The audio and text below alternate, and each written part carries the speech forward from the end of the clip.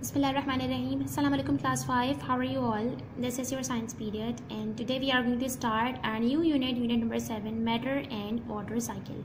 But before starting it, first recite dua after me. Rabbi zidni ilma, oh my Lord, increase my knowledge. Now students, open your books. Open page number 60 and this is our new unit number 7, matter and the water cycle. Have you ever wondered what our world is made of? क्या आपने कभी wonder किया है कि हमारी world किस चीज़ से बनी है? आपकी सराउंडिंग में जितनी भी चीज़ें हैं वो सब मैटर हैं और मैटर बना है इनविजिबल बिट्स से या फिर पार्टिकल से।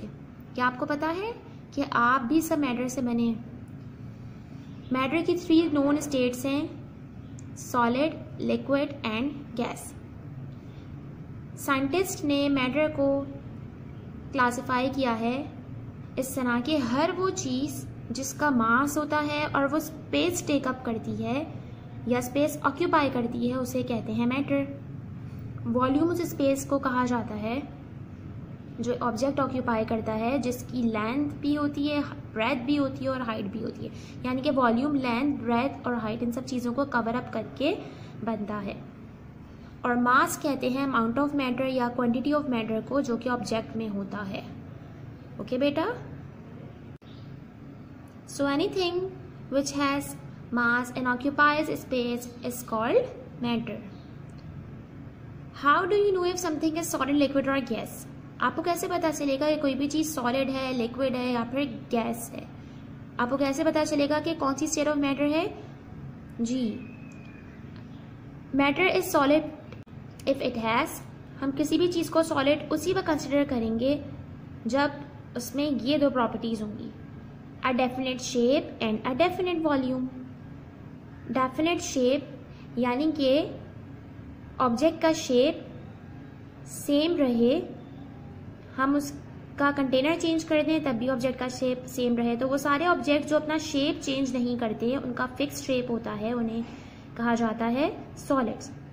फॉर एग्जाम्पल आपका इरेजर, वो अपनी शेप मेंटेन रखता है, चाहे तो आप उसे अपने पेंसिल बॉक्स में रखें या फिर अपनी डेस्क पर रखें। तो ये देखिए जो ये इरेजर है ये भी सॉलिड है।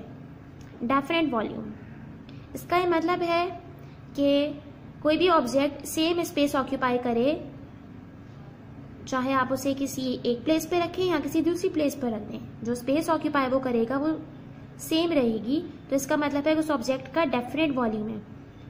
For example block of wood, tissue paper, आपका इरेजर हो गया, पेंसिल बॉक्स, पेंसिल और बहुत सारी डिफरेंट काइंड्स के सॉलिड स्टेट है मैटर की। Now come to page number 61। Liquid, matter liquid होगा अगर उसमें ये वाली प्रॉपर्टीज होंगी। लिक्विड्स का डेफिनेट शेप नहीं होता बट लिक्विड के पास डेफिनेट वॉल्यूम होता है।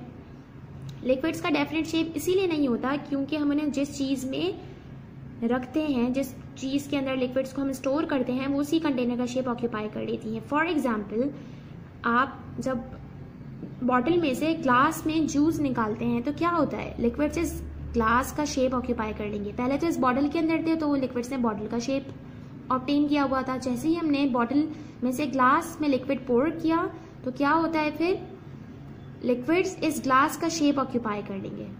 ओके, डेफिनेट वॉल्यूम, लिक्विड्स का डेफिनेट वॉल्यूम होता है।